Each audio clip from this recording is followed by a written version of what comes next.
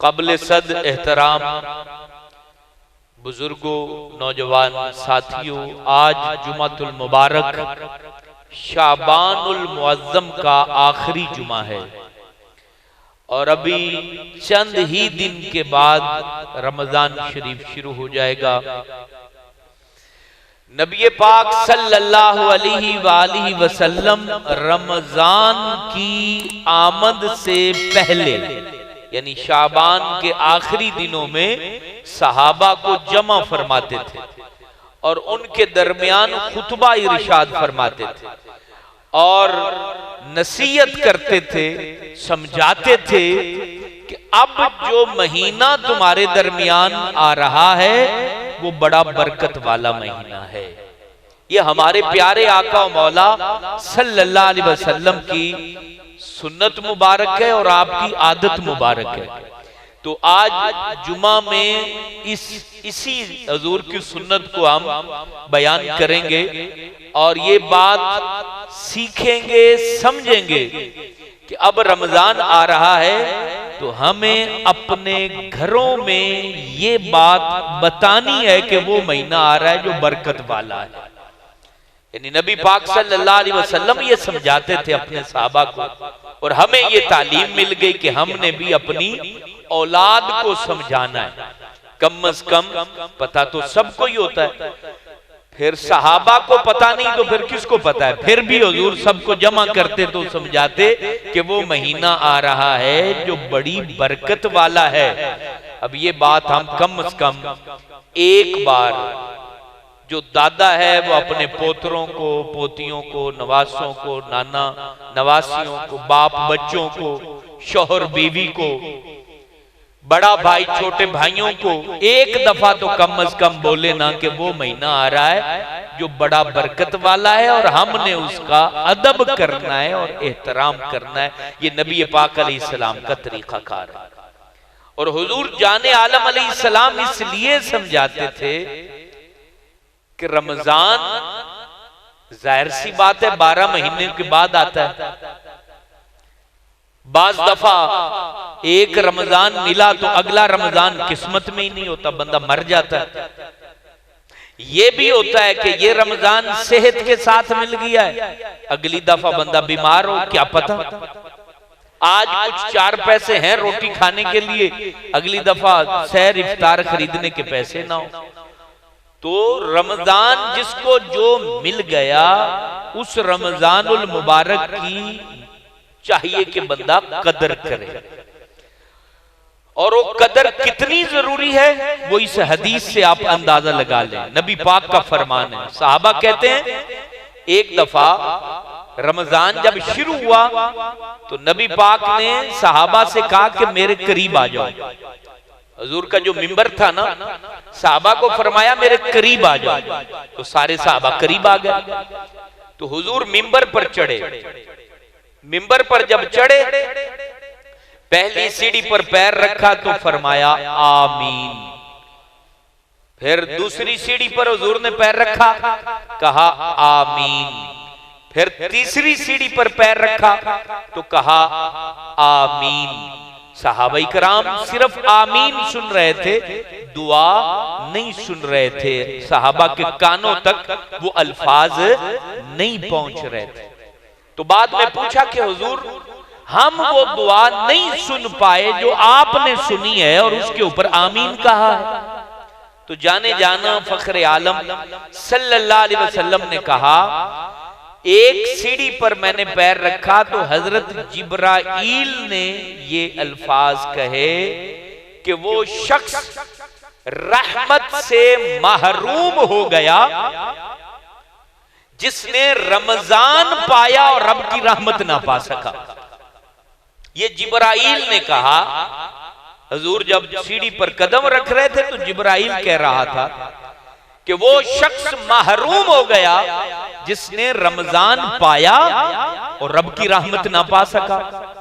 यानी इसको आप यूं भी सादा सी मिसाल से समझ लें, या कई 100 मन की ढेरी लगा दी जाए जो पूरी बस्ती से ज्यादा हो और कहा जाए कि जो जितना चाहे ले जाए और हो भी पूरी बस्ती से ज्यादा ढेर, फिर भी कोई बंदा रह जाए तो उसको क्या बोलोगे कि यार तू सुता ही रही है, एडा बड़ा ढेर ते जनाब वो मुफ्त मिल रही है और तुमने जाके कोशिश ही नहीं की।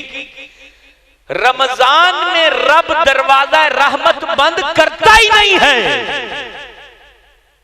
रब फरिश्तों से फरमाता है रहमत को बंद नहीं करना, फिर भी ना रहमत पा सका बंदा, तो फिर वो महरूम हुआ ना। इसीलिए हुजूर ने कहा कि जिब्राइल कह रहे हैं जिसने रमजान पाया रहमत से महरूम रहा, तो फरमाया वो महरूम है, वो बदबख्त है।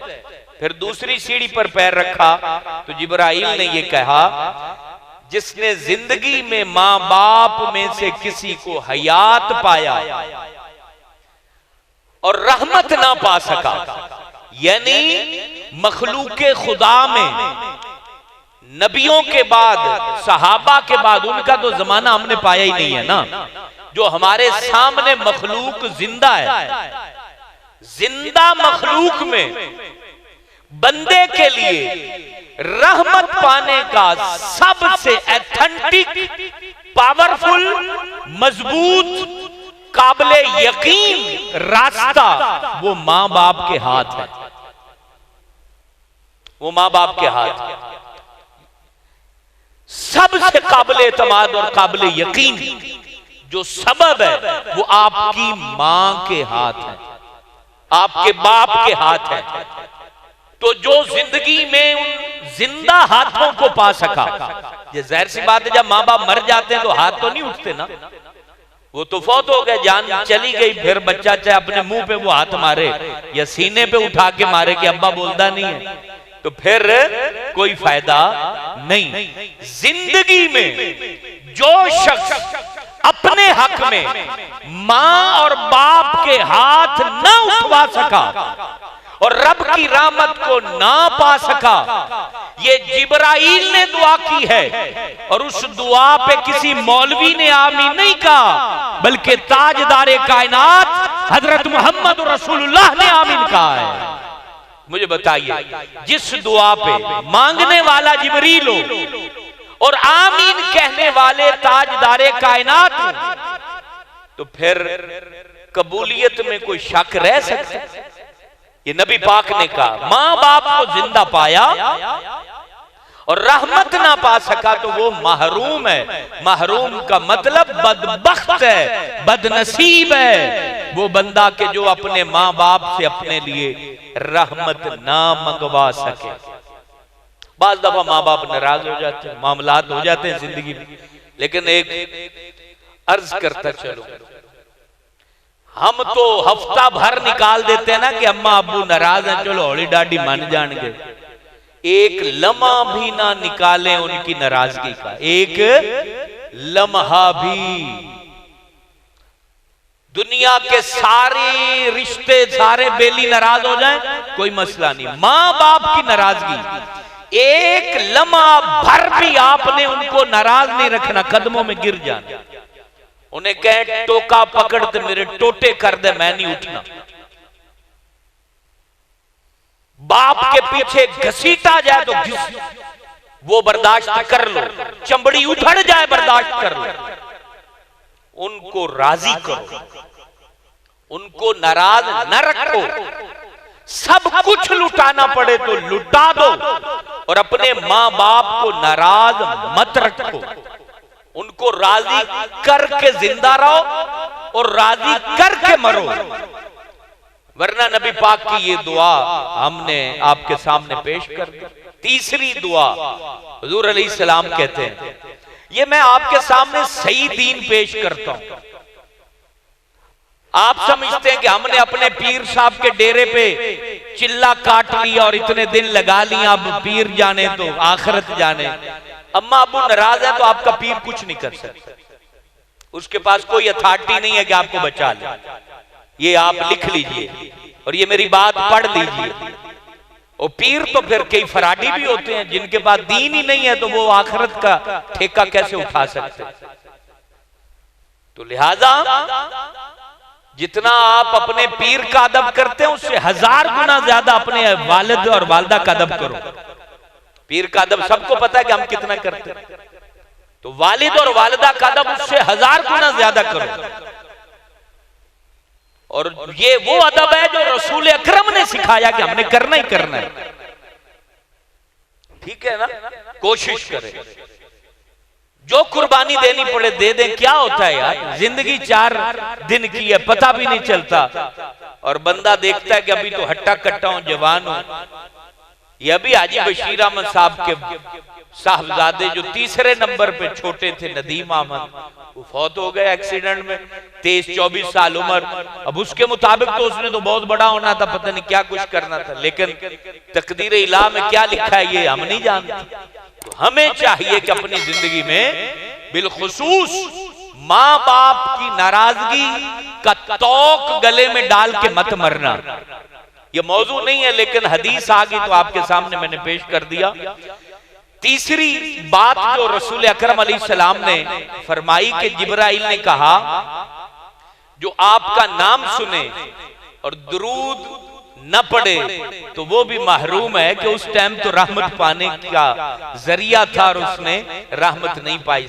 सभी पढ़िए सल्लल्लाहु अलैहि वसल्लम, सभी पढ़िए सल्लल्लाहु अलैहि वसल्लम। तो मेरे दोस्तों, ये रमजान करीम हुजूर जाने जाना ने फरमाया अलैहि सलातु व तस्लीम, आप फरमाते हैं कि जब रमजान आता है मेरी उम्मत पर तो रब तबारक व तआला फरिश्तों को बुलाता है और फरमाता है उम्मते मोहम्मदिया पर तमाम जन्नत के दरवाजे खोल दिए जाएं। अल्लाह अकबर। कितने हम खुश नसीब हैं कि हमने नबी पाक का कलमा पढ़ा है। हुजूर फरमा रहे हैं, रब फरमाता है मेरे महबूब की उम्मत पर जन्नत के तमाम दरवाजे खोल दिए जाएं। और आप अलैहिस्सलाम फरमाते हैं पूरा साल मेरी उम्मत के वास्ते जन्नत को सजाया जाता है, बखूर की धुनिया दी जाती है, और सारा साल एक रमजान से लेकर दूसरे रमजान करीम तक मेरी उम्मत के इस्तिकबाल में जन्नत सजती रहती है, जन्नत के दरवाजे खोल दिए जाते हैं। मेरे दोस्तों, चंद दिन बाद ये रमजान शुरू होने वाला है जिस पर बाबे जन्नत हम पर खोल दिए जाएंगे, बाबे रहमत हम पर खोल दिए जाएंगे, बाबे करम हम पर खोल दिए जाएंगे, और रब्बुल आलमीन अपने एहसानात की बरसात फरमाएगा। ये रमजान ऐसा महीना है कि रसूल अकरम सल्लल्लाहु अलैहि वसल्लम के बारे में सहाबा कहते हैं रमजान की आमद होती तो हुजूर अलैहिस्सलाम की सखावत बारिश की मानद बढ़ जाया करती थी। नबी पाक वैसे भी सखी थे, लेकिन रमजान से हुजूर इतना खुश हुआ करते थे कि मूसलाधार बारिश की तरह नबी पाक अलैहिस्सलातु वस्सलाम की सखावत, आपका सखीपन जो है वो बढ़ जाता था और अपनी उम्मत को नवाजा करते थे। हुजूर जाने जाना की तालीमात हैं कि रमजान की आमद पर अपने दिल की तंगी को, बुखलपन को खत्म कर दो और सखी बन जाओ, क्योंकि अल्लाह तबारक व तआला रमजान में अपनी सखावत का खास इजहार करता है। जब हुजूर अलैहिस्सलाम फरमाते हैं इफ्तार का वक्त आता है तो मेरी उम्मत के 10 लाख बंदे रब बख्श देता है। जैसे जैसे इफ्तारी का टाइम आता है तो अल्लाह रब्बुल आलमीन इस उम्मत के वो 10 लाख बंदे जिन पर जहन्नम वाजिब हो चुका था, रब इस उम्मत में से उन लोगों को बख्श देता है। इसलिए रमजान की आमद पर दिल को खुला कीजिए, इस कजी को खत्म कीजिए, सखी बन जाइए, रिश्तों को माफ कर दीजिए, जिनके साथ लड़ाई झगड़ा है उनको रमजान आने से पहले ही माफ कर दीजिए, और इस इजहार पर माफ करें कि सोने रब जब तू करम के दरवाजे खोल रहा है तो मैं बंदा होके अपने दरवाजे को क्यों बंद करूं। लोगों को माफ कीजिए, रमजान की आमद से पहले पहले अपने रिश्तों में माफी को आम कीजिए, अफ़्व दरगुजर को आम कीजिए। और सहाबा का मामूलात थे कि जब रमजानुल मुबारक की आमद करीब होती तो गरीबों के घर में ज़कात भेजा करते थे। अपनी ज़कात अदा कर दिया करते थे ताकि गरीब लोग राशन खरीद सके, अपने कपड़े खरीद सके, रमजान को सेलिब्रेट करने के लिए सहूलियात खरीद सके। तो ये सहाबा इकराम का मामूल था और इन मामूलात को हमें भी इख्तियार करना चाहिए। आपके रिश्तेदारों में जो गरीब हैं अपनी ज़कात उन तक पहुंचा दें, उनके घर में आटा पहुंचा दें ज़कात की मद में, उनके घर में चावल पहुंचा दें, उनके घर में चीनी पहुंचा दें ताकि वो लोग अच्छे अंदाज से रोजे रख सके। कम से कम अपने रिश्तेदारों में लिस्ट बनाइए, आज बैठ के लिस्ट बनाइए और उस लिस्ट पे लिखिए कि मेरी फुलां जो फुफ्फी है उसकी फुलानी बेटी बड़ी गरीब है, मेरा फुलाना मामू है उसका फुलाना बेटा बड़ा गरीब है, मेरे फुलाना ताया है वो खुद बड़े गरीब हैं। ये अपने रिश्तों की लिस्ट बनाइए। लिस्ट बनाने के बाद आप सामान खरीदिए, उनको पैक कीजिए, एक जो है वो मजदूर तलब कीजिए और तमाम घरों में रात की तन्हाइयों में पहुंचा दीजिए। खुदा की कसम आपके रिश्तेदारों के घर में जब चूल्हा जलेगा उस पे रोटी पकेगी और वो रोटी आपके गरीब भतीजे भांजियां कजन खालाजाद खाएंगे तो रब अपनी रहमतों के दरवाजे आप पर खोल देगा। ये तरीका इस्लाम है, इसके मुताबिक अमल कीजिए। एक बंदा मकसद बहुत ज्यादा देगें चढ़ाता है, अच्छी बात है, लेकिन उससे अफजल ये तरीका जो मैंने आपको बताया है कि अपनी लिस्ट बनाए और रोजे आने से पहले पहले अल्लाह ने आपको तौफीक दी है तो अपने रिश्तेदारों में, आपके रिश्तेदार दूर रहते हैं, कोई भावल नगर रहता है, कोई कहां रहता है, कोई कहां रहता है, उनको जो है ना वो जायज कैश के जरिए या किसी भी ये जो तरीकाकार होता है उसके जरिए 2-4 हजार रुपए भेज दीजिए और उन्हें कहिए कि रमजान का राशन ले लो, सहर इफ्तार का सामान ले लो।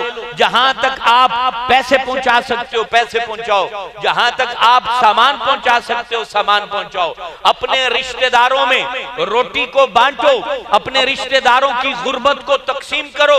आपके रिश्तेदार कुछ सफेद पोश होंगे जिनके ऊपर कर्जे का बोझ होगा, जो दिखते होंगे कि शायद ये बहुत अमीर हैं लेकिन अंदर से उनको तकलीफ होगी, उन तक आप अपना पैसा पहुंचाओ, राशन पहुंचाओ। कुछ लोग भीख मांगने से डरते हैं, ज़ाहिर सी बात है इज्जत नफ्स होती है। रात की तन्हाई में उनके घर में आटा पहुंचाओ, उनके घर में चीनी पहुंचाओ, बुनियादी जरूरियात पहुंचाओ और बिलखुसूस ईद आने से पहले जब अपने बच्चों के कपड़े खरीदो, और वो कपड़े ज़ाहिर सी बात है रमजान के करीब करीब लोग खरीद लेते हैं, इसलिए पैगाम दे रहा हूं। तो अपने यतीम भतीजों को ध्यान में रखो, भांजों को ध्यान में रखो, अपने यतीम रिश्तेदारों को जो छोटे बच्चे हैं जिनकी मां के पास इतना पैसा नहीं है कि वो अपने लाल के लिए कुछ लिबास खरीद सके और उसका शौहर कब्र में पहुंच चुका है, मनो मट्टी तले जा चुका है, वो जिम्मेदारी हमारी है। अपने बच्चे का सूट खरीदो तो साथ में यतीम का भी सूट खरीदो।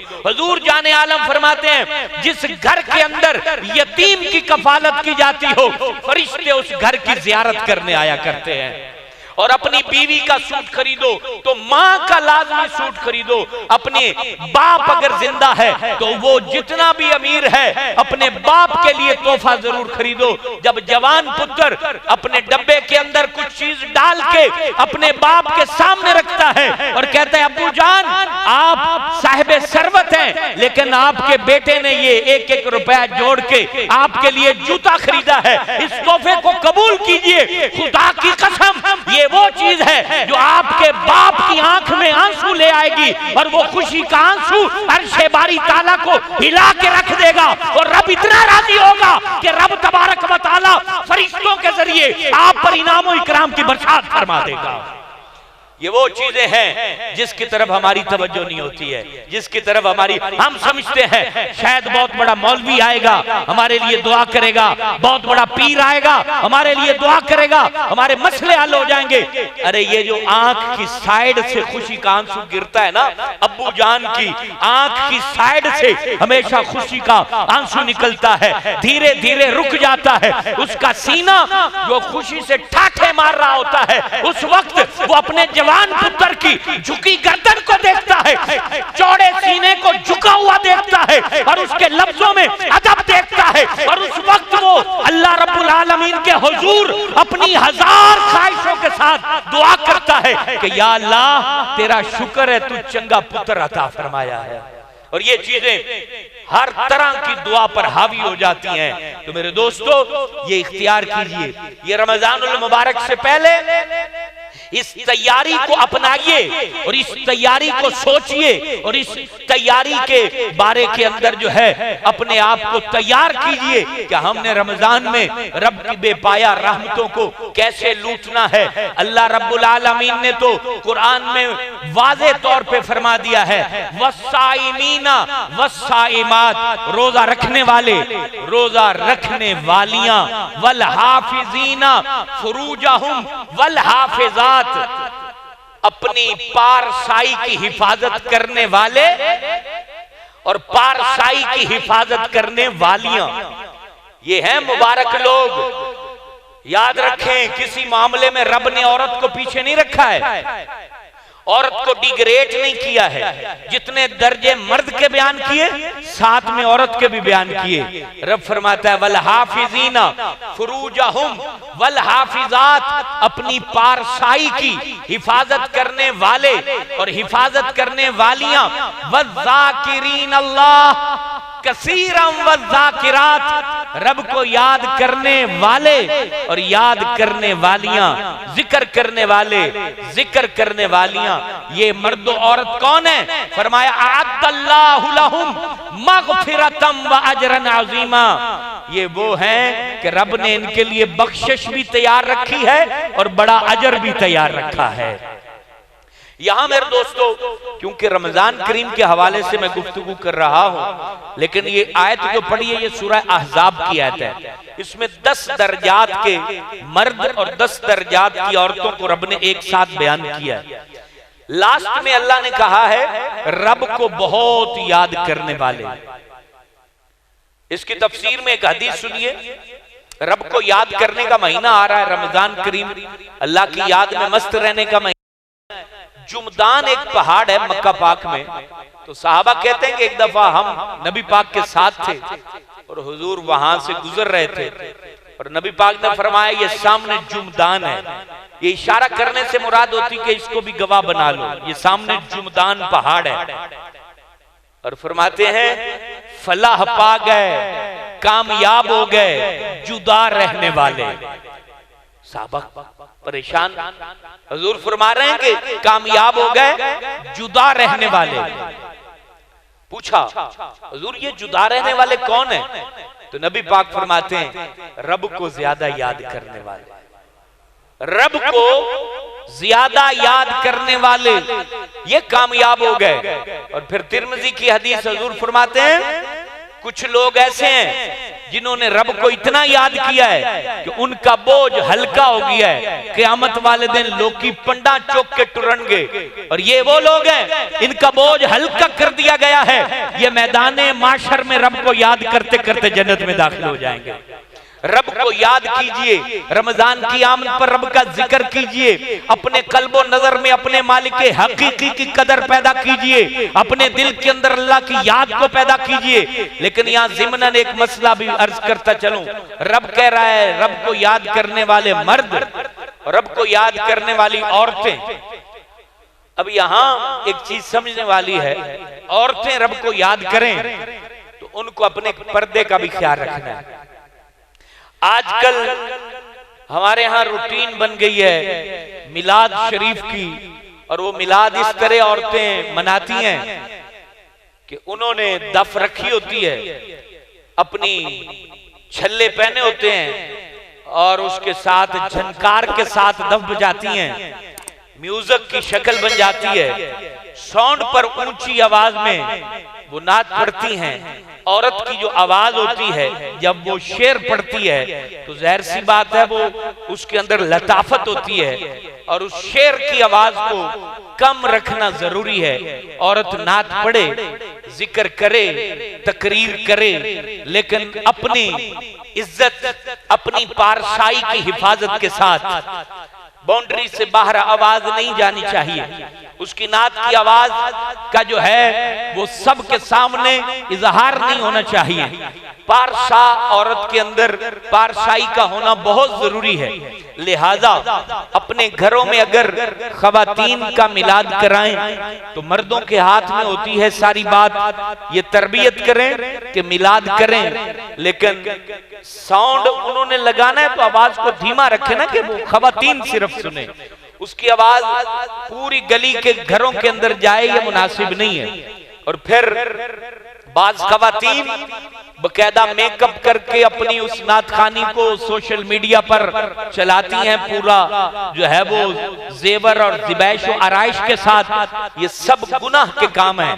इसको कोई समझे कि ये सवाब है, सवाब हया में है, सवाब गैरत में है, सवाब पारसाई में है, सवाब हिफाजत में है, सवाब हुजूर जाने आलम के दीन पर अमल करने में है, सवाब कुरान पर अमल करने में है। तो ऐसी खातून जो इस तरह साउंड पर ऊंची आवाज से नातखानी करती हैं तो उन तक ये पैगाम पहुंचाएं कि ऐसा न करें। हमारी बच्चियों के अंदर ऐसी तरबियत शामिल नहीं होनी चाहिए। हम जो छोड़ जाएंगे हमारे मरने के बाद हमारे बच्चे वही करेंगे। हम अपने बच्चों तक कम से कम ठीक बात पहुंचा दें, अपनी बच्चियों तक ठीक बात पहुंचा दें कि हमें कैसे मिलाद करना है। इसका तरीका हमें कुरान ने बताया है, इसका तरीका हमें नबी पाक ने बताया है, सहाबा ने बताया है। हम एक बाउंड्री में रहने वाले लोग हैं, हमें बाउंड्री क्रॉस करना किसी मर्द के लिए भी जायज नहीं है और किसी औरत के लिए भी जायज नहीं है। लिहाजा जिन घरों में मिलाद औरतों का हो वो अपनी घरों में औरत को पहली बात कि वो जो साज के साथ दफ बजती है उससे रोक दें, साउंड की आवाज ऊंची करने से रोक दें और औरत को समझाएं कि आप यहाँ आई हैं, हम आपकी इज्जत भी करेंगे, लंगर भी देंगे, आपकी खिदमत भी करेंगे, लेकिन दीन और दायरा कार के अंदर रहकर सारे मामलात करो। कोई भी बंदा बेलगाम नहीं होना चाहिए, दीन के दायरा कार के अंदर होना चाहिए। और ये दीन सबके लिए, कल को मेरी बीवी या मेरी बहन या मेरी कोई रिश्तेदार ऐसे मिलाद पड़े तो ये उसके लिए भी है, ये सिर्फ किसी के लिए नहीं है। मोहम्मद अशफाक की बेटी भी अगर इस अंदाज से झनकार के साथ जो है वो जिक्रुल्लाह करे कि जिसकी आवाज महल्ले तक पहुंचे तो मोहम्मद अशफाक की बेटी भी गलत होगी, क्योंकि दीन मोहम्मद अशफाक का नाम नहीं है, दीन रसूलुल्लाह की तालीमात का नाम है। ये दीन है और इसको हक बयान करना ये आलिम की गर्दन में तौक होता है। जो आलिम हक बयान नहीं करेगा माशर के अंदर उसकी गर्दन में तौक डाला जाएगा और उससे पूछा जाएगा कि तुमने डंडी क्यों मारी है। मैं गलत करूं तो वो गलती एक है, लेकिन मैं गलत बोलूं तो ये 1000 गुना गलती है। दीन वही है जो रसूलुल्लाह बयान कर चुके हैं, उससे अलग कोई दीन नहीं है। वो दीन मौलवी के लिए भी है, वो पीर के लिए भी है, वो मुफ्ती के लिए भी है, वो हाफिज के लिए भी है, वो इमाम के लिए भी है, वो लीडर के लिए भी है, वो चौधरी के लिए भी है, वो नवाब के लिए भी है, वो एमएनएल के लिए भी है, वो एमपीएल के लिए भी है, वो एसएचओ के लिए भी है, वो बादशाह वक्त के लिए भी है। दीन एक ही है और वो रसूलुल्लाह का दीन है जो सबके अंदर हुजूर बांट के चले गए हैं। तो मेरे दोस्तों, रमजान करीम की आमद और जिसका तज़किरा हम सुन रहे हैं कि हुजूर जाने आलम खुद अपने सहाबा में फरमाया करते थे, मेरे सहाबा रमजान आ रहा है। गोया के जब बिजनेस के दिन होते हैं तो समझदार सियाना बिजनेसमैन बाप अपने बच्चे को बताता है, तैयारी कर लो, माल इकट्ठा कर लो, अब मार्केट उठने वाली है, तुम अपना माल सस्ता खरीद लो ताकि सही नफा हासिल कर सको। तो नबी पाक अपनी उम्मत को बता गए, रमजान की आमद से पहले बता गए रमजान आने वाला है। भटके हुओ रमजान आने वाला है, गमज़दो रमजान आने वाला है, खैरात मांगने वालों रमजान आने वाला है, ए दुखियारो रमजान आने वाला है, ए राह ना पाने वालों रमजान आने वाला है, ए गुनाहगारो रमजान आने वाला है। रमजान करीम की आमद है, रब इनाम की बरसात करेगा। अपनी रातों को जगा के रखना, अपने दिनों को मुत्तकी परहेजगार बना के गुजारना, अपनी जवानी को तहारत में गुजारना, ये 29 या 30 दिन आपके और मेरे बीत जाएंगे, पता भी न चलेगा। इसलिए अपने आप को तैयार कीजिए तहज्जुद के लिए, अपने आप को तैयार कीजिए तरावी के लिए, कुरान की तिलावत के लिए, रमजान में खैरात करने के वास्ते अपने आप को खूब तैयार रखें, ताकि रमजान करीम की आमद पर हम सुस्त ना रहें, गफलत में ना रहें, अपने आप को तबाही की तरफ ना धकेलें, बल्कि कोशिश करें रमजान के अंदर खूब खूब इबादत हो, जिस तरह सहाबा किया करते थे, जिस तरह नबी पाक किया करते थे। और कुर्बान जाऊं नबी पाक पर तो कुर्बान जाऊं, रमजान आता तो नबी करीम हजरत जिब्राइल के साथ दौर फरमाया करते थे। रमजान में नबी करीम जैसे हाफिज आपस में दौर करते हैं, तो रमजान में नबी पाक सल्लल्लाहु अलैहि वसल्लम हजरत जिब्राइल के साथ दौर फरमाया करते थे, खूब कुरान की तिलावत करते। रब करीम के प्यारे महबूब हजरत मोहम्मद अरबी सल्लल्लाहु अलैहि वसल्लम ने इरशाद फरमाया, कयामत का दिन होगा, सख्त पशेमानी और गर्मी का दिन होगा। उस दिन रमजान करीम का रोजा रब के हुजूर अर्ज करेगा, या रब इस बंदे को मैंने भूखा प्यासा रखा है, लिहाजा इसके हक में मेरी शफात को कबूल फरमा। और फिर कुरान आएगा, कुरान कहेगा, या रब्बल आलमीन रातों को इसको जगा के रखा है। तरावी होती है तो टाइम लगता है, घंटा 2 घंटे लग जाते हैं, तो कुरान कहेगा इसको रातों के वक्त जगा के रखा है, या रब्बल आलमीन मेरी शफात इसके हक में कबूल फरमा। तो बताइए, एक तरफ कुरान शफात कर रहा हो और एक तरफ जो है रोजा शफात कर रहा हो, तो बेड़ा तो पार हो जाएगा ना। सिर्फ 29 दिन है, आंख झपकते गुजर जाएंगे, पता भी नहीं चलेगा। नबी पाक अमूमन दुआ मांगते थे, जब रजब शुरू होता था तो कहते थे अल्लाहुम्मा बल्लिगना रमजान, ए अल्लाह रमजान तक हमें पहुंचा दे, रमजान तक हमें पहुंचा दे, रमजान हमें मिला दे।